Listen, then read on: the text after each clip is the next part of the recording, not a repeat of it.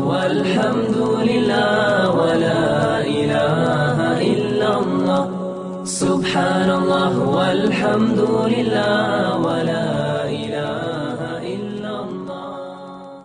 قل إنما أدعو ربي ولا أشرك به أحدا قل إني لا أملك لكم ضرا ولا رشدا قل إني لن يجيرني من الله أحد ولن أجد من دونه ملتحدا إلا بلاغا من الله ورسالاته ومن يعص الله ورسوله فإن له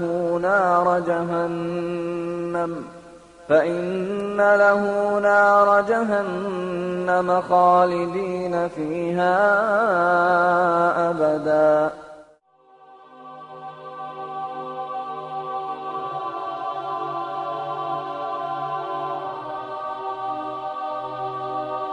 See, when a person says, how can good people go to hell? My first question is, who defines what's good? Do you define what's good? Does society define what's good? From our position, we would say that the only one who has the right to define what is good is God.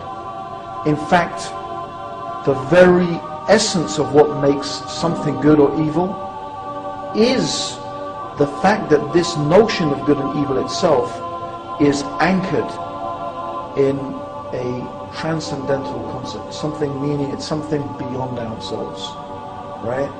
And so that is very, very important, the concept of good and evil. So the first thing I talk about is, well, who defines God, right? It can't just be, who defines good? Good can't just be defined by society or by you or me. So when a person said, why do good people go to hell? I'd say, well, who said that's a good person? Who decides what's good? Who decides what makes a person good?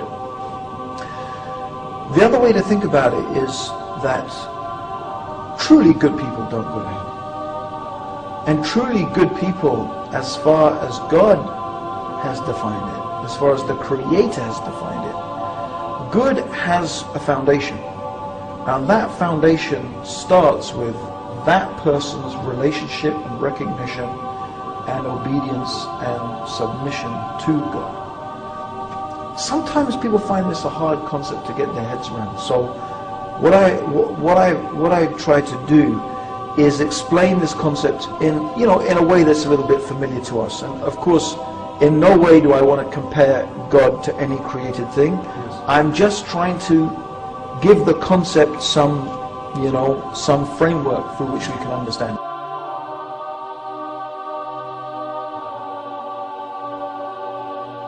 I want you to imagine, right, Eddie, you're a sort of journalist, right?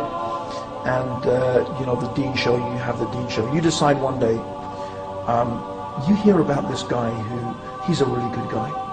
He gives lots of charity. He's kind to kids. He's good looking like me, and like you, and all the, I don't know, whatever, right? Whatever you think, this guy is a great guy. Yeah. But this guy keeps on saying bad things about his parents.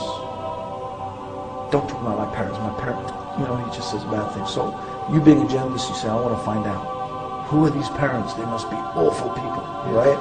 So you track them down and you interview them.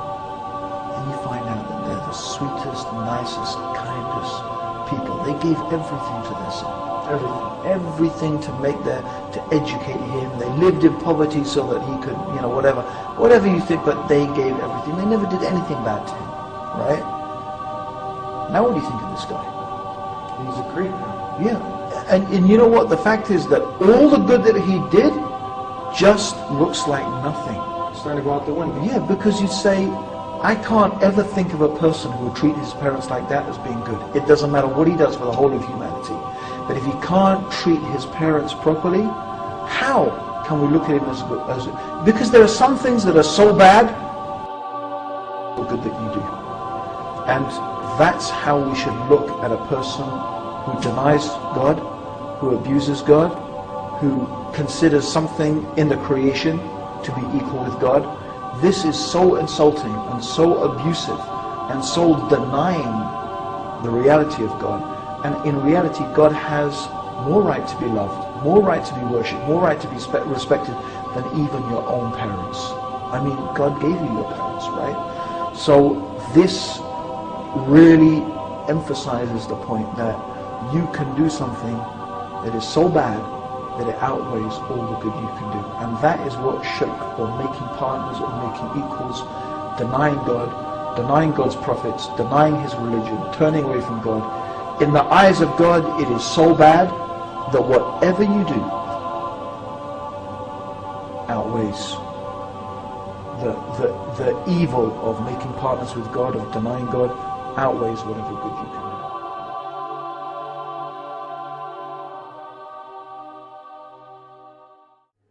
Now, let me inshallah begin by describing to you what Jahannam truly is. First of all, it is huge. As Rasulullah ﷺ described, it is so huge that it has 70,000 rings. On each ring is a rope, and on each rope is 70,000 angels, as a way of describing to us how huge Jahannam really is, and how great they are, the angels are to actually pull, and how great Jahannam really is for it to require so many angels to actually pull it. And so this is a size, an indication of the size. Also, once Rasulullah ﷺ was actually sitting down with his companions, and they heard a sound, and so Rasulullah ﷺ said, "Do you know what that sound was?" And then Rasul and the companions said, "Allah and His Messenger knows best." At that point, Rasulullah ﷺ said, "That was a stone that was thrown, pelting down from the top of Jahannam into the bottom of Jahannam, and only today, after 70 years, it has reached the bottom." So you can just imagine how deep and how vast and how wide and vast Jahannam truly is.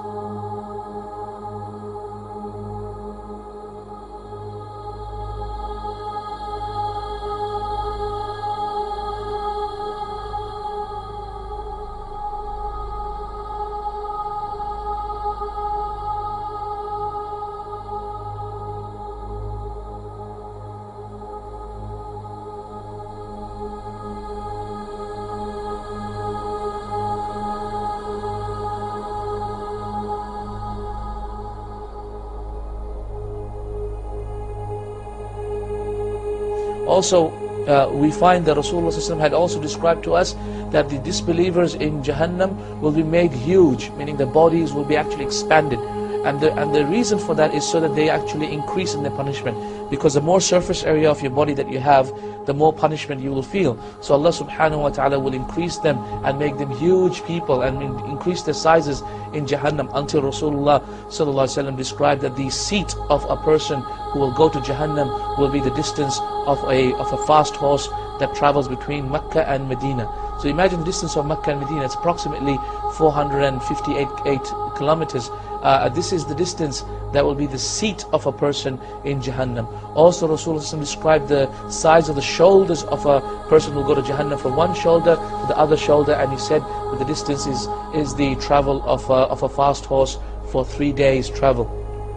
Also, we find that Rasulullah said in another authentic hadith, and these are primarily in Bukhari and Muslim, the hadith, and subhanAllah, if you just read Bukhari and Muslim regarding the description of Jahannam and the Quran, you will find a tremendous example and description of Jahannam in there.